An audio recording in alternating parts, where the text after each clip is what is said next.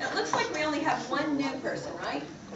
Brian's the only new person. How cool is that? Okay, Robin, you're going to have responsibility for walking him through all the early stuff and getting to buy into the concept, okay? Oh, you know what? That's a great idea. Help Brian buy into the concept of peacemaking. Y'all help him. Tell him what he needs to know. Fix it or leave. It's just a problem.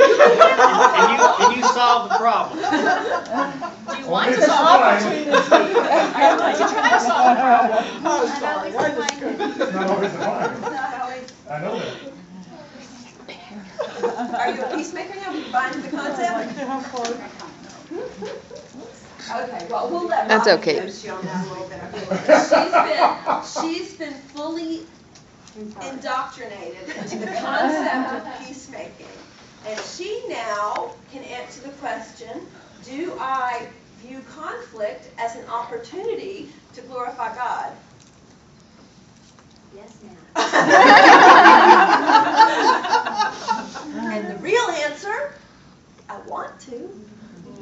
Most of us don't. Most of us really don't.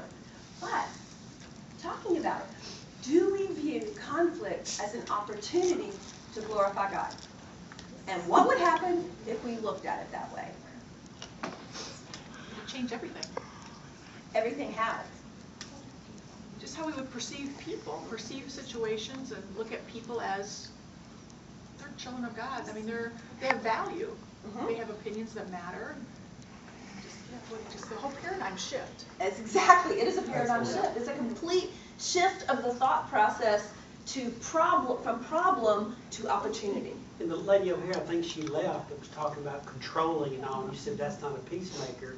Well, if they were out to glorify God, I don't think that situation would ever Right, because God didn't, yes. Well, Yes.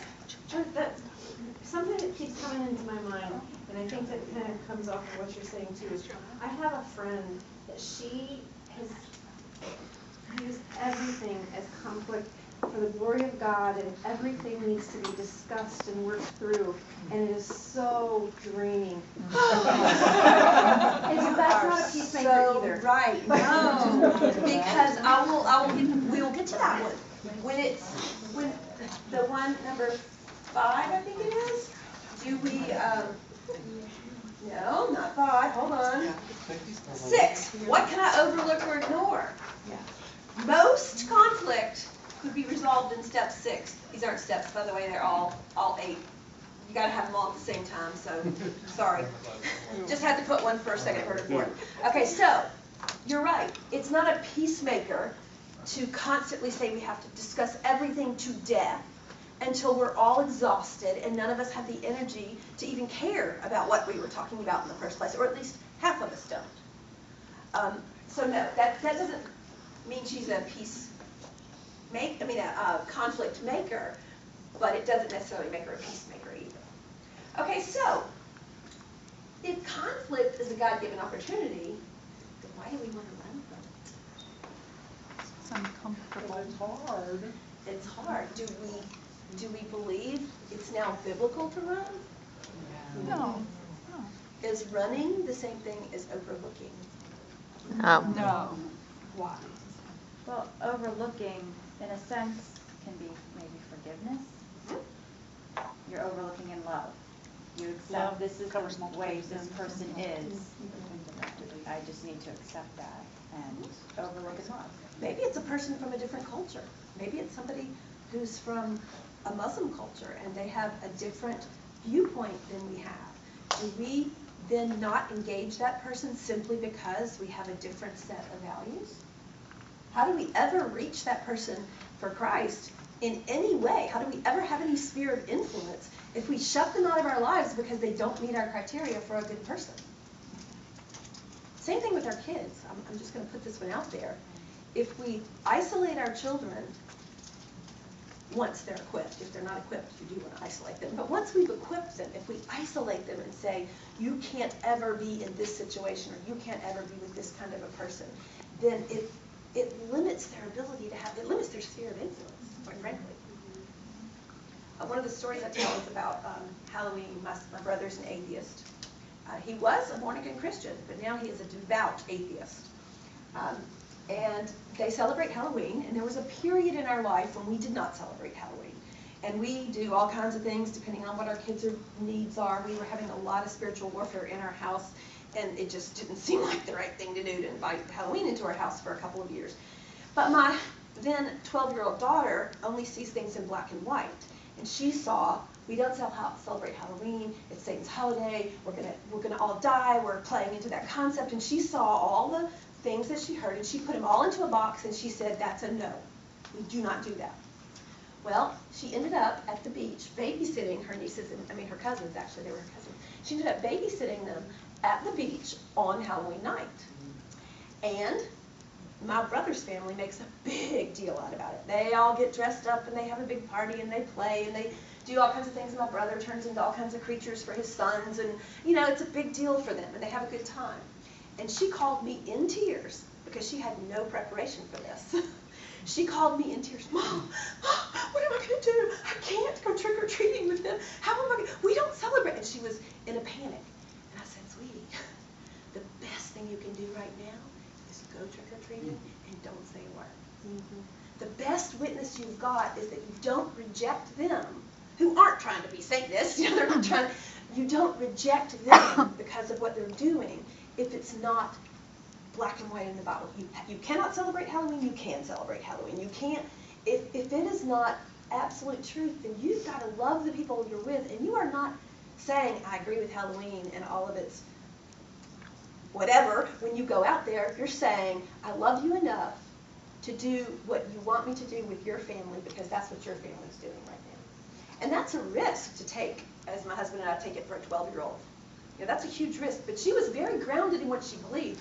She just was in that mode of legalism, where she only could see the black and the white. There were no shades of gray at that point, and that was a bad title. There were no shades of gray at that point, so she couldn't make that differentiation, and she still struggles with it, and she's 22 years old, because it takes a long time to be able to work those in. But as parents, my children have been exposed to absolutely every single sin you could possibly imagine, from the most serious things, rape and incest and sexual abuse and Satanism and witchcraft, and all these kinds of things are in our home because we bring in children that have these issues.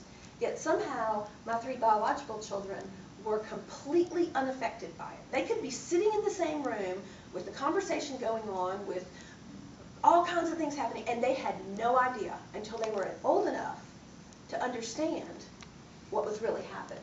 And so God somehow shielded and protected them, and they grew up in relative innocence. They had no idea. And now they're 19, 20, and 22, and now they're feeling the weight of all of this. But they're at an age where they can feel the weight of all that we do. So I say that it's an opportunity, and that we can't avoid it, and that we can't have a sphere of influence if we don't expose ourselves to those kind of things. So we need to do it, and we need to provide opportunities for our kids to do it, not in a position over that person. We're better than you. We're here to come help you because you're so poor, because you don't have a lot of money, and you're in the inner city, and you need us to come tell you all the things that we, the good things, but to go alongside them, to, I don't want to say dress the way they dress necessarily, but to not wear their upper middle class clothing to go play basketball with a bunch of inner city kids if that's not what the inner city kids are doing. To be able to go as part of them. Okay, so we've all experienced a time when we've been lost or broken, right? And what has God typically done? As adults, what can we look back now in our lives and say God has done when we've been at our worst? Refined, what? Usually brings someone in your path to help you. Okay, brought somebody into our path. What else? Anybody in here, you may not want to admit it, anybody in here say, have a conflict, or have a lost and broken time in your life in the past, far enough past that you're actually past it, that can now say, I wish that had never happened to me because nothing good came out of it? Yes? Yeah, I can say that. Okay. Can you share it with us? I don't know that I feel comfortable sharing Okay. it, but yeah. Okay. There was a time when I just went down the wrong road for a long time. Did you get on the right road? Yes, So something good did come out of it. yeah, I guess so. Okay, I didn't think you were on the wrong road now. So. Okay, well, almost never, I mean, I've never met a person that will tell me that that's past to their experience, that they wish they'd never had it because nothing good ever came out of it. Because most of the time, as God promises, He uses bad situations, He uses our lostness, our brokenness for good. And the thing is, we want the good to be shown right away. We want to see the good right away. And one of the things that my life has shown me is that I have to wait. And I have to wait a really long time. And after I've been working with one particular child for 12 years, I'm thinking, this is enough time, right? This is enough time, right? Please tell me this is enough time because I don't have the patience for any more. And then I reach a point where I've done all that I can do and I have to just sit back and wait. And some of my kids don't get, Mom, why are you just waiting? Why aren't you doing anything about this? And I say, because I've learned that if I wait, even though a lot more bad stuff's going to happen in between, they've got the foundation, they know the truth, they have the opportunity, and now I just have to wait for God to intervene enough in there, for them to hear God enough to be able to get over that hump. And for almost all of my kids, they've all gotten over the hump. I've got one who's not over the hump. Ironically, she's probably my strongest believer, but she's also my weakest human, the one who succumbs to all the bad stuff. So, okay, so the challenge in looking at conflict as an opportunity is to be forward thinking. For us, we don't have an excuse. We've experienced enough. We know the truth. So we have to force ourselves to be forward thinking, to remember that God's word is the truth and that things will work out for good. And even if it doesn't feel like it right now, that's not really the truth. The truth is it will work out for good. So we got to be forward thinking. That's a key. If you can make yourself do that, that would be a life-changing moment, wouldn't it? If that's the only thing you walked out of here doing is recognizing the truth and being able to forward think enough to stop yourself in your tracks when you started to wallow in your self-pity. I told you I'm pretty direct. Okay, second thing. Am I interested in avoiding conflict? Am I interested in preventing or avoiding conflict? Or am I interested in proving that I'm right? Now, there was a time earlier in our marriage when I always wanted to be right. And I was right most of the time, wasn't I? But even on the things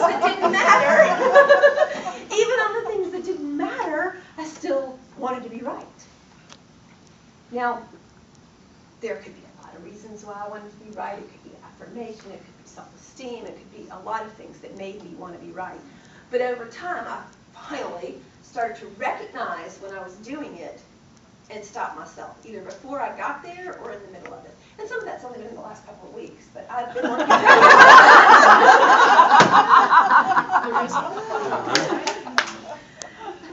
Again, self-awareness is the key. Angela, it's not that funny.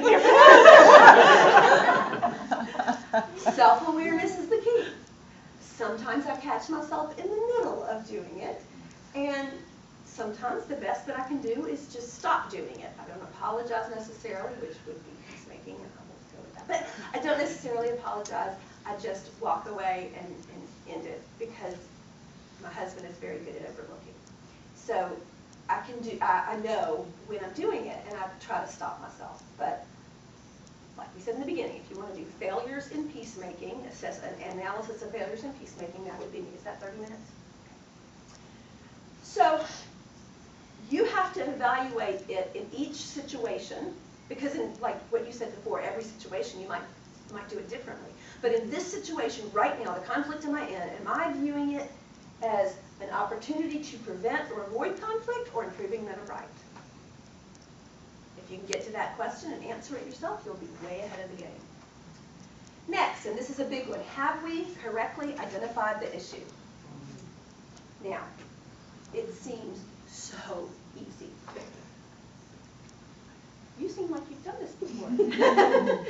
It seems like it's pretty obvious. All we want to do is increase our guild membership.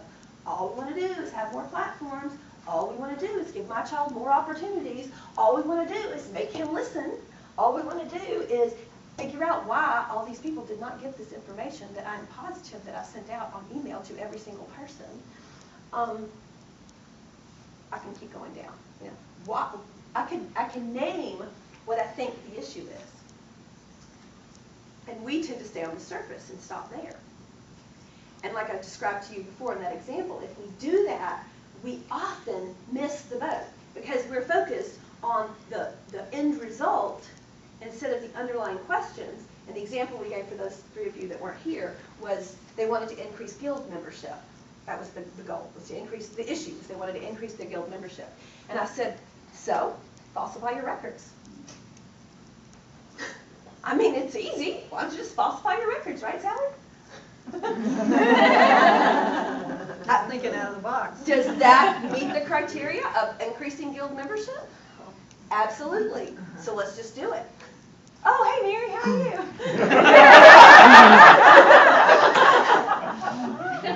Good timing. Yeah, good timing. It's like with Wendell. Okay, so we won't be falsifying records to increase guild membership. But that is a potential option based on the criteria that we've set, or based on the issue that we've set forth. So what might be a better question to ask? You can make a mistake asking the question, just try it. We want to increase the number of students who are adequately prepared to go out into this culture and share their faith. Okay. Anybody have an agreement or disagreement with that? Want to edit it, change it? That was a statement, not a question. Not family. Does it have to be a question? No. Okay, good. And you don't necessarily have How to. do Is Jeopardy? we? How do we? That's how. Now it's a question. Okay. She's got a question now. Anybody else have a thought? Think outside the box. Anything you want to say? I think sometimes we have to stop and ask ourselves if it's our own personal expectation, and are we putting our expectation on other people? And is that the correct thing to do? So maybe the question is,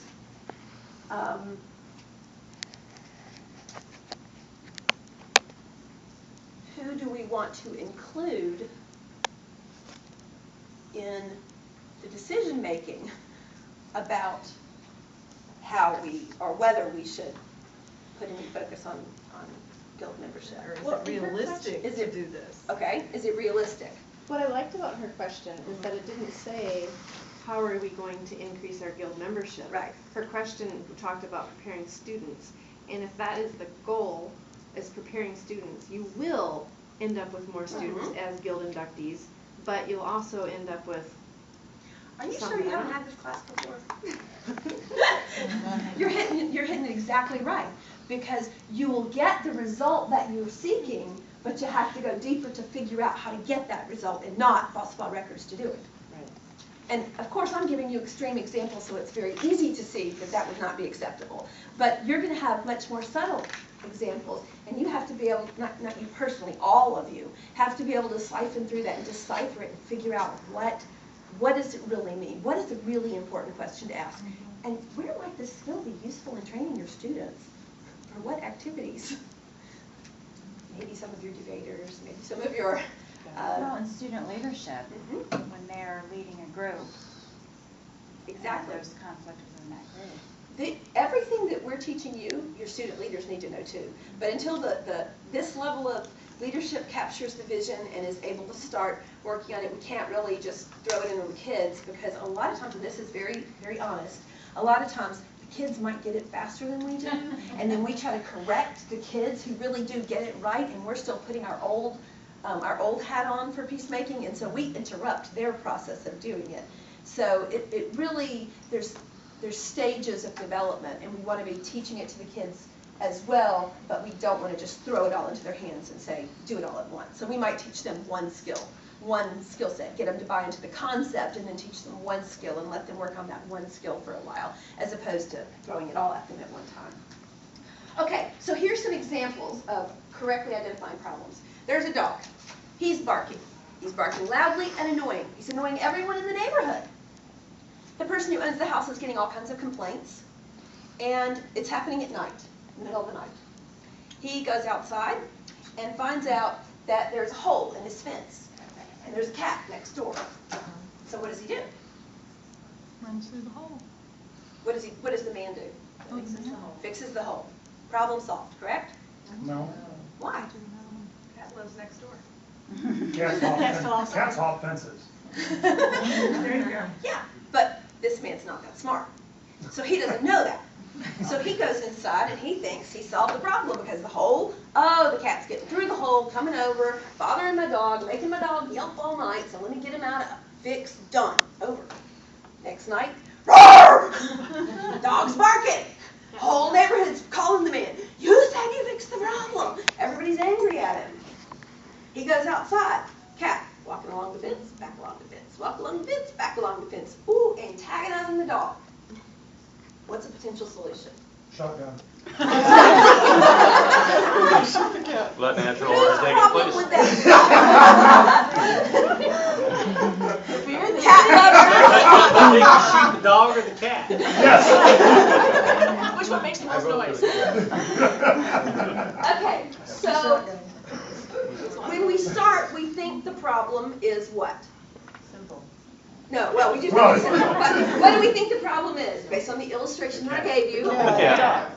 The cat? Oh. No, the dog. The hole. Why is the cat's fault, not the dog's?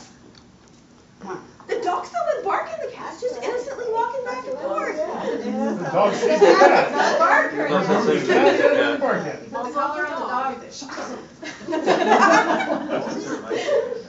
Okay, one of the options is to kill the cat.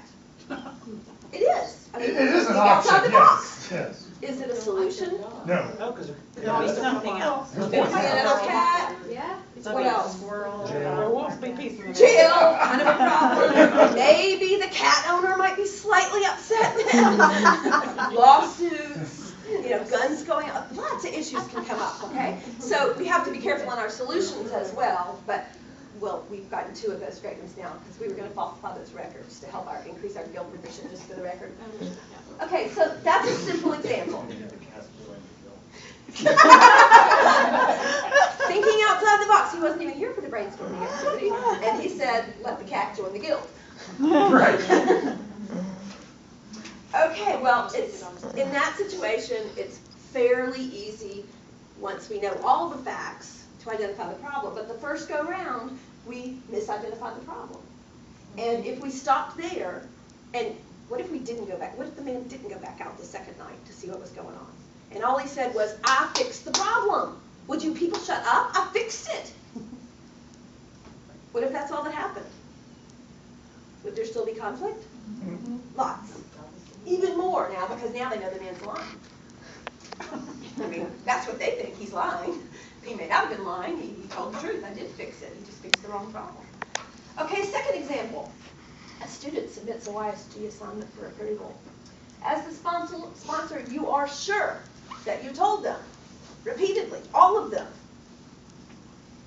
But they didn't know that they're supposed to fill in, they're supposed to have the entire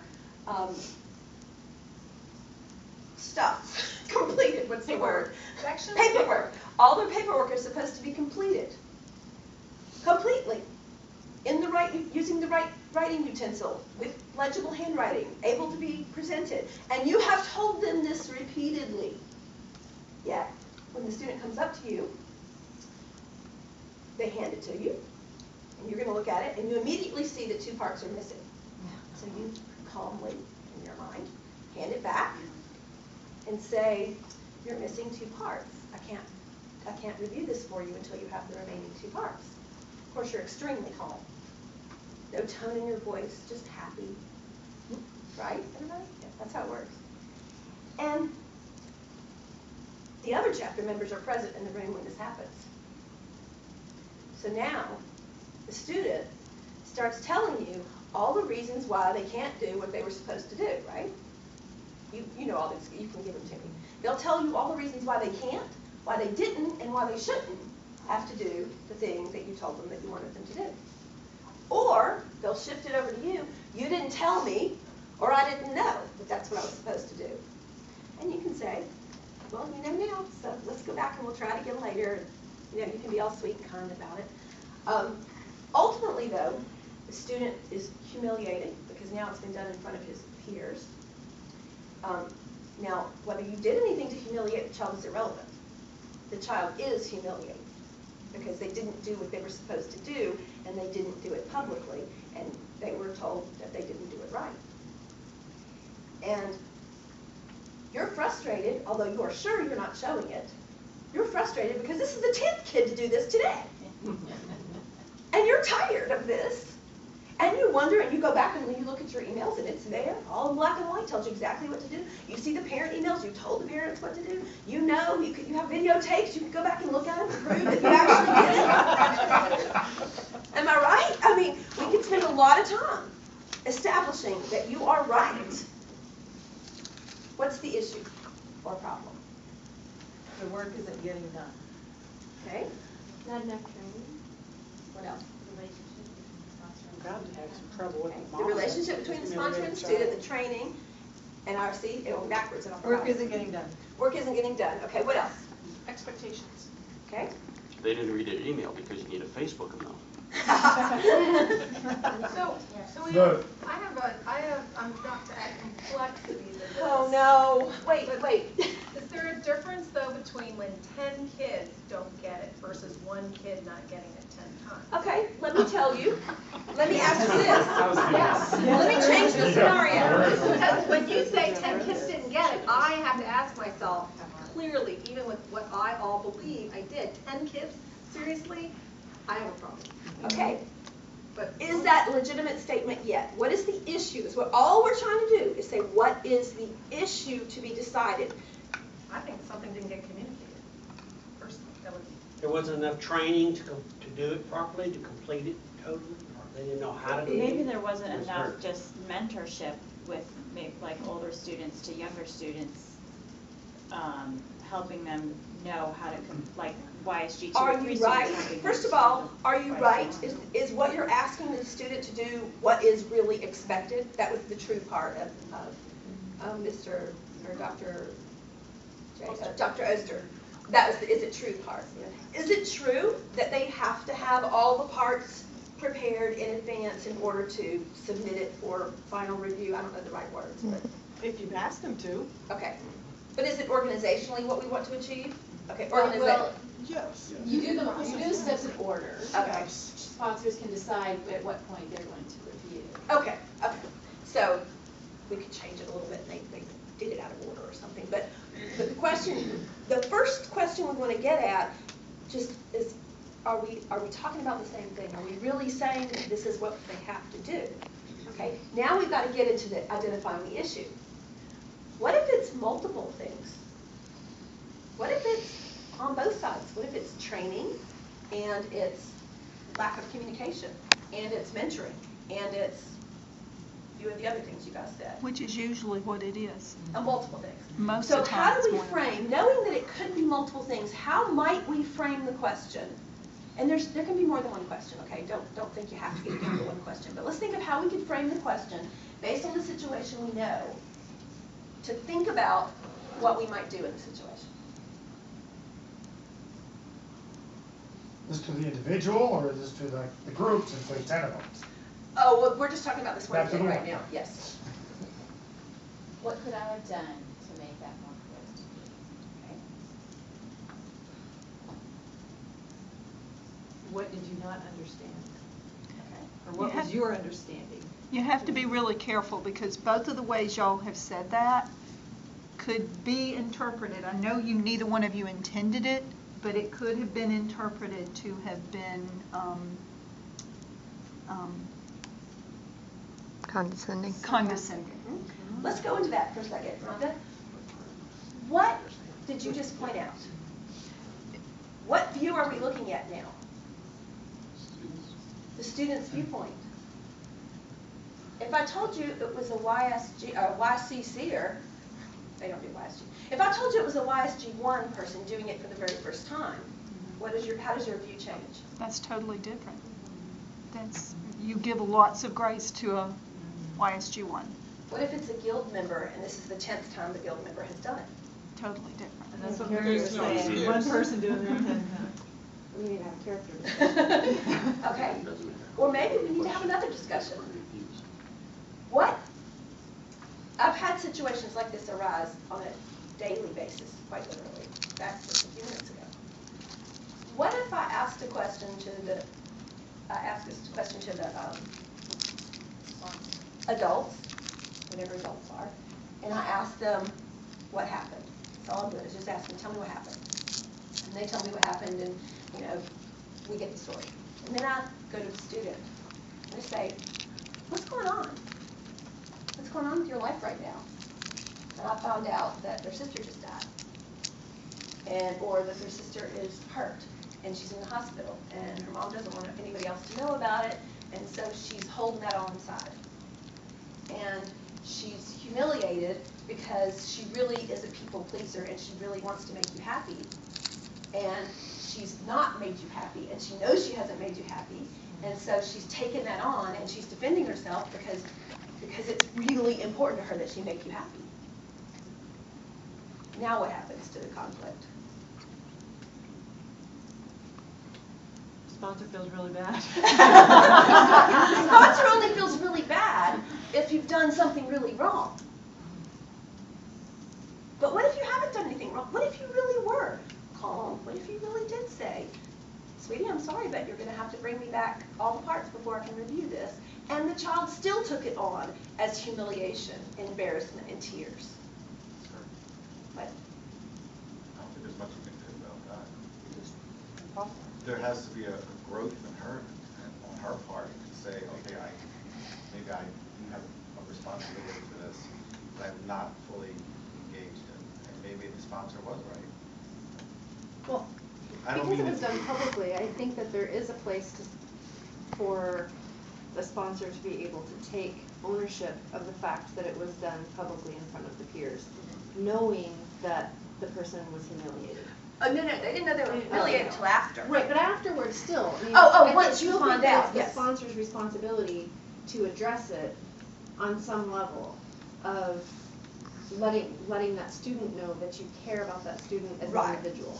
Okay, so you might, if you realize that situation, you might need to go to that person privately and say, sweetie, I had no idea that you were going through such a hard time, and I understand that you didn't meet the requirements, and I'm sorry that it happened in this way and that it made you feel this way. What can I do to help you? How can I help you do this? Okay, now what does that do with the whole situation? It takes it from here, and the frustration levels, and the humiliation, and the anger, and the, oh, how many kids are going to do this, to down here. And suddenly it's like, this isn't an issue. The real issue is this kid's heart. This kid needs help. This kid needs to be loved on. This kid doesn't need to be told that she didn't do the two things. Does she still need to do the two things? Yes. Yeah, that's Yes. where the problem is we need it filled out completely. The other problem is she's got an issue that we can be sympathetic with, so we figure out a way to help her get it filled out completely Right. in that situation. Right. We don't overlook it in the sense of, oh no, we'll just change our rules. You don't have to worry about that. It's not about that. It's about helping her come to grips and giving her the tools to figure out how to do that within the context of the rules. Now, other times, it may be something that really doesn't matter. It just really doesn't matter. She didn't do it the right way. You understand their extenuating circumstances. You overlook the fact that she didn't do it perfectly, and you get on with life. You move on, and you don't hold it against her. You don't get upset about it. You don't frustrate. You don't talk to everybody about it. It's over. You're done. That's called overlooking. But you haven't changed your underlying values. You haven't said, oh no, I don't believe that we should have to do that anymore. It's not important to leadership that we complete our tasks. So we'll just let them do whatever they want, depending on how they feel. That's not what, we're going to go to that extreme. So, those are the only two examples I can give right now based on time, because I have other ones, but they'll be on the sheet. You'll get to see them in the handout. Okay. So as a facilitator, when you're involved in conflict, you can do all of these things. At the moment that you're frustrated with the child, you may not be able to stop and go, honey, what's going on? Why are you so upset? But you may be able to take time right after the meeting and pull them aside and say, you were really upset when I said that, what's going on? And start to delve into it at a relationship level. Now that's not the same as digging through all the conflict and making sure that you explore it fully, but just giving the child an opportunity, or any adult, not even child, giving all of us an opportunity to be able to say what's on our hearts. Because I promise you, when you give someone the opportunity, a lot of people will speak up. And my personal thing is, especially with the students that I teach, is they don't get not to tell me. Because I'll say, how you doing? And I know what the background is. I go, how you doing? And they'll go, fine. I go, you're lying. And they go, no, really, it's just interesting. And I go, get over here, because you're not telling me the truth at all. I can read you. What's really going on? Give me the real words. And when they do that, it's like each time they break down their defenses a little bit more, because I'm providing them a safe place to say whatever it is that they need to say. And they have a lot of things they need to say. And a lot of times that's because I'm distant enough. They know me, especially the students, they know me well enough to know that I really, really, really care about them, even when I hardly know them at all, because I care about all the people, and that when I say that you can't shock me, that I really mean you can't shock me. And I just can give them an example of what you couldn't shock me with, because people want to know what I dealt with yesterday, and then they usually go, oh, she really won't be shocked by this. And that's the advantage of having lived my life, is I've got lots of much more extreme things going on than a lot of the kids have. And so they know that they can speak to me. Well, it's the same thing. You need to create that community of safety within your group, whatever group that is, whether it's the parents in the chapter, the assistant sponsor and the sponsor, with your AC. You need a safe place to talk. So next one, number 5. What am I doing wrong? Have I gotten the log out? Matthew 7:5 says, you hypocrite, first take the log out of your own eye, and then you will see clearly to take the speck out of your brother's eye. Can you read this for me? Yeah. Personal conflict. Yeah. You hypocrite, first take the log out of your own eye, and then you will see clearly to take the speck out of your brother's eye. Okay, that's it. Yeah, Matthew 7:5. Now, who is you? You have the log. Who's you? Yourself. Okay. Now, wait a minute. Now who has the log? I'm the you. Have you ever noticed that before? I'm the you, and he's the you, and you're the you, and you're the you, you're. What does it mean? It means everybody We're has in a log. conflict with each other. I'm not the you, he's the you. Right? He's the one who's supposed to be getting his log out, not me. I did it right. But the verse says, you hypocrite, get the log out of your own eye before you get the speck out of the brother. So who has the speck? Whoever the other person. I have the speck. He has the speck. Both have a speck and a log. Yeah, both have a speck and a log, depending on which person that we are. I have the log, he has the speck, he has the log, I have the speck. Now, when you get that, it's like that assumes that absolutely every single time that you are engaging in conflict with someone else, whether it's an issue, a problem, or a conflict, you have to get the log out first. You have to search out what your contribution is, what your issues are, what your problems are, what you did wrong. And sometimes it's not wrong or right. It's just, how do we get to where I am? So before you go to your brother, get the log out. Questions you might ask to help you do that. Well, things that you might do to help you do that. One is, think or write or pray before you say anything. Now, a lot of times, we don't get that much time to do it. Sometimes it's an instantaneous thought. You know, we're in the middle of the conflict, and we don't feel like getting the log out. It just doesn't feel quite right, because we are much more interested in their log. And we can think all day of things that are wrong with them, but we can't really think of what's wrong with us. So what I suggest you do is you purpose to do something. You purpose to spend twice as much time thinking about the other person's viewpoint than you do about your own before you think about your own. Now that would take discipline, wouldn't it? But what if you did that for a month?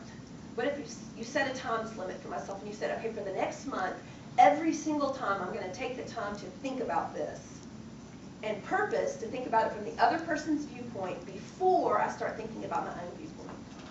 How might that change the conflict?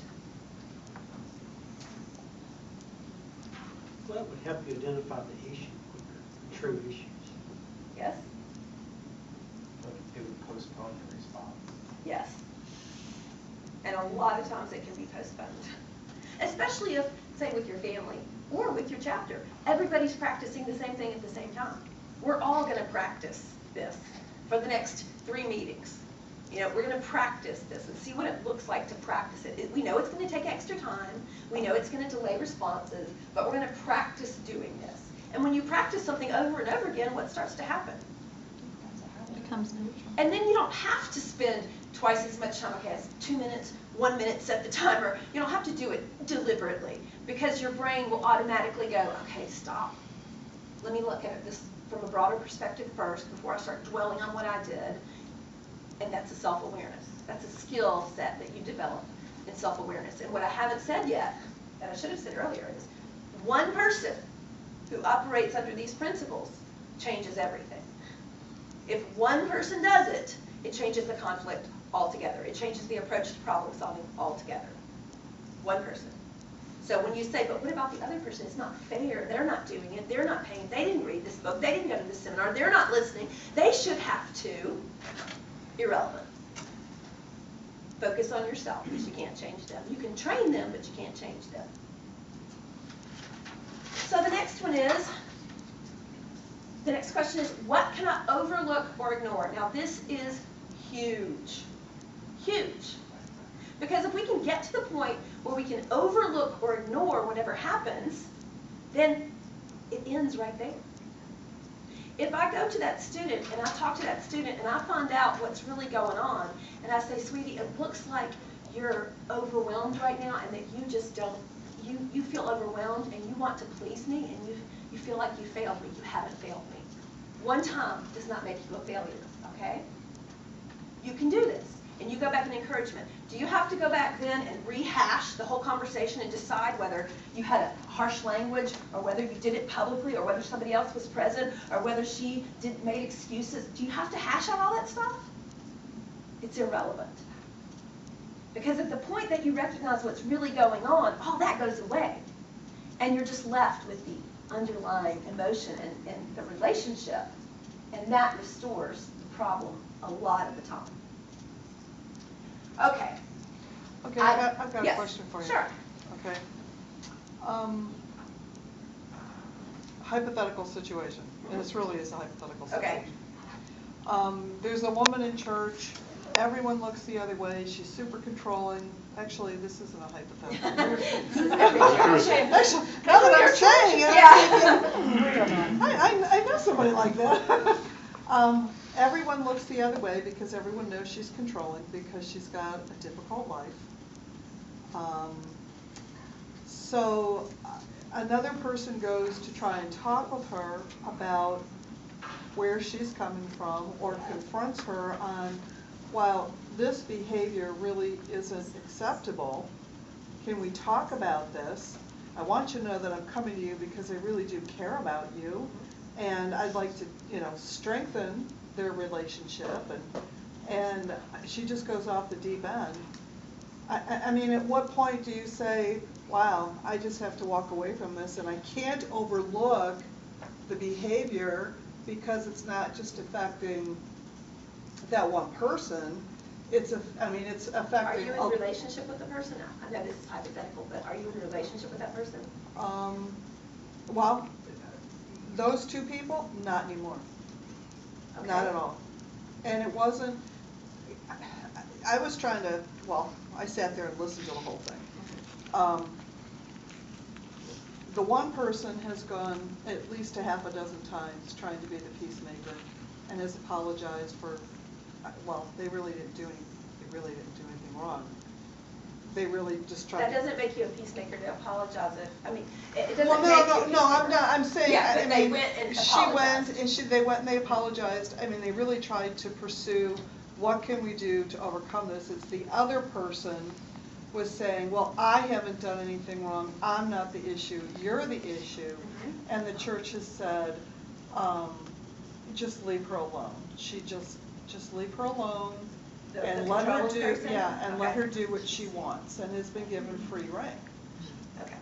Well, there's obviously a lot of issues going on. Right. And the thing that strikes me immediately is the need for relationship. What that person is screaming for is relationship with someone.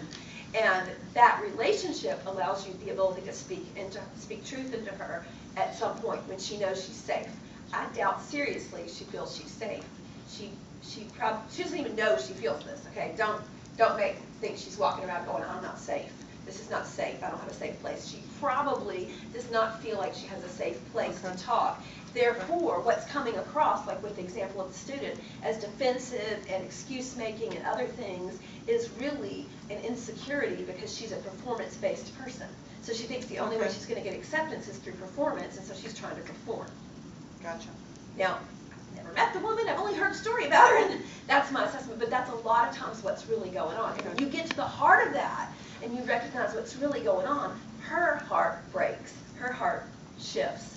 And she goes, somebody gets it, somebody understands, and we've spoken it. And they loved me anyway. They were willing to walk through this with me. And then, I mean, it's a long process to go through. It's not a quick one. You don't do that with one conversation. Right. So it is a process, and that's where the time investment comes in. And a lot of times, you know, I have to tell somebody, I had to tell somebody last night, you need friends around you. Which leads in to one of the other points. May I quickly ask a question? Sure. Let me stop you for 1 second. Our time is up, but I don't have to stop. So if anybody wants to leave at this point, I'll tell you that the website has the wiki site has the Peacemaker handout. It's got the summary, and it's got all of the everything I've said basically, plus a whole lot more I didn't say in there. So you can look at that, and that'll help trigger your memory. So if you need to go on, because I know we have a banquet, I don't want to stop you. On the YCC kids get out. Yes, the YCC kids get up at 5.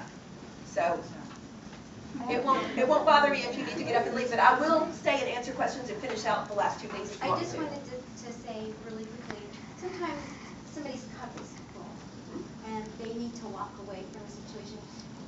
In some cases, is that appropriate to let someone,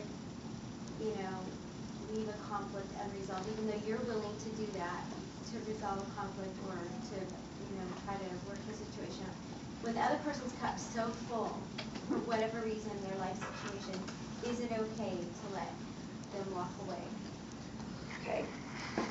In my view, that would be what you would call overlooking. And you are free to overlook anything as long as it is not avoiding it. Okay? There's a difference. So if you're overlooking it or accepting it and saying, I understand, this is not your place, and I'm choosing to leave this conflict because you're not going to be better because of this. I'm not going to be better if we get to the end of this. We don't have to work this out right now. So I'm gonna let this one go. Then you really do have to let it go, though. You have to completely let it go. And sometimes you tell the other person, and sometimes you just let it go. Is it like grace? Yes, it's grace. Yes, that's grace. Thank you. Yeah, that would be the word. Yes. Is the Peacemaker Student Edition something we could use in our chapter? Absolutely. Over the year? Absolutely. It requires time because it's a very interactional, you have to interact with it. Like this. If I had just fed you all the information, it wouldn't have worked. Like Debbie's gotten this twice now. She got it fed to her, and now she's had the interactive version. Hopefully that was better. And I'm thinking, I'm getting better at doing this, but I can't help but mess it up. Yes. And so I think that part of the key is just trying, and recognizing we're not going to get it right, and then we can make it together. And that's it. You're creating a culture that says, this is our goal. You are not saying, this is what we do every single time perfectly. But you're going to get a lot more grace when your whole culture says, we know each other. And what I didn't get to talk about, but all the other speakers have talked about, is cultural diversity and personality diversity. Put personality and gender into culture. Because sometimes it's the strong person and the quiet person. And if that is the conflict, she's just too strong, she's just too demanding. If that is the conflict, you're wasting your time. Because how many of us can change the inherent personality of another person? So accept. She's strong. She's controlling. She likes to have it her way. Accept that that is who she is, and then still try to work through the issue that you're dealing with, but stay focused on the subject matter of the issue as opposed to the method of delivery. Now, we talk about communication all the time, but you can be really sweet and be slamming somebody. We're really good at acting this out. You know, we're stabbing in the back. Oh, sweetheart, you are doing great. Oh, it is just, you know, that dress looks really good on you. You know, and what we're really saying is, how horrible. What are you thinking, woman? But we can sound real sweet. So this isn't about faking it. It's not peace faking, it's another word. It's not about faking your way through it. It's about saying, yeah, looks like you have a question. How would you suggest, can you give an example of how you would start using the book with the kids in YSG? No, I can't, because I've thought about that, but I haven't gotten to the part where I've taken the book, because I haven't seen the young kids, I haven't seen the young Young Peacemakers version in its new format. So I would have to actually look at it. But what I would say, you chapter people, this is where you need to get together, because I don't even have a chapter anymore. Mine broke apart when my daughter died, so I just kind of let it all go right in the middle of my first year. So if y'all, if the chapter people want to get together, I can help walk you through that, but I wouldn't be able to speak to it right now because I haven't seen the newest book. And I usually work with the adult book, and the student book's a lot simpler. Good though, very good, just a lot simpler. Okay, the last thing I want you to do is I want you to ask yourself, am I accountable to someone else that is truthful and honest to me and is not there just to make me feel better? Okay, now there might be a person that does make you, no, let me rephrase that. You do not want to seek out the person, your friend, that their only role in your life is to be your friend. And as a friend, you need them to support you. You need to cry on their shoulder and tell them what you think. And you need your friend to listen to you and not try to offer you any advice and not try to solve your problem and not try to recreate you, just to listen to you. And those are good people to have in your lives. Safe people that won't go off and tell everybody else what you said. But at the same time, in terms of preparing yourself for conflict resolution, you need to have a person or persons in your life that are safe, that will hold you accountable, and will tell you honestly if they feel like you didn't do something you were supposed to do, or you should do something, or you're becoming overbearing, or you're becoming underbearing, or whatever it is that you need to hear. And you take that the same way we ask our kids to take a critique on a ballot or an oral critique. You understand that they are doing it out of love. They're not doing it to hurt you, to make you feel bad. And you trust them, and you're going to them, and they won't use what you say either against you or against anyone else. Now, what makes them a safe person? A lot of times it has to be somebody outside of your circle of whatever you're dealing with. So if it's a chapter, you might use your mom or your sister or your husband or somebody as that safe person that you can speak to that's not directly involved, but you're not breaching confidences because they're outside the circle. Now that person can't then come in if you've been offended by somebody else's parent, a male parent, and then come in and jump in and say, I'm going to rescue, I'm going to take over. You can't treat my wife that way. That won't work either. So you have to make sure that your person is capable of remaining in the distance to help you walk through it. Because we all need somebody to vent to, but we also need somebody that will speak truth to us.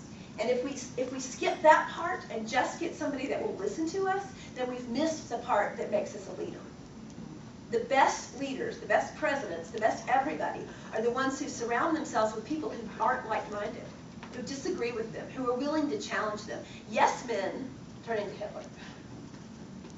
You know, if you're a person that demands a yes every time, and you only surround yourself with like-minded people who will do whatever you say, then you become far too powerful, and almost 1,000% of the time, it leads to your destruction or someone else's destruction.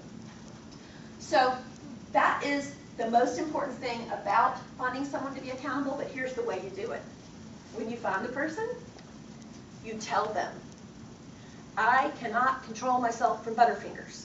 Please do not allow me to eat a Butterfinger. See this bag of Butterfingers that came here? Please take it and hide it. Now you know what my husband does? He takes it and he puts it, he opens my cabinet that I keep everything in that's supposed to be stored, and he puts it right there and he closes the door and he walks away. And I'm like, no! I need you to hide it. It needs to be nowhere near me. I know my weakness. I know I like Butterfingers, and I know that if they are present, I will eat them. And if they are not present, I will not eat them. So my solution is to make them not present. But I give permission for that other person to do that for me.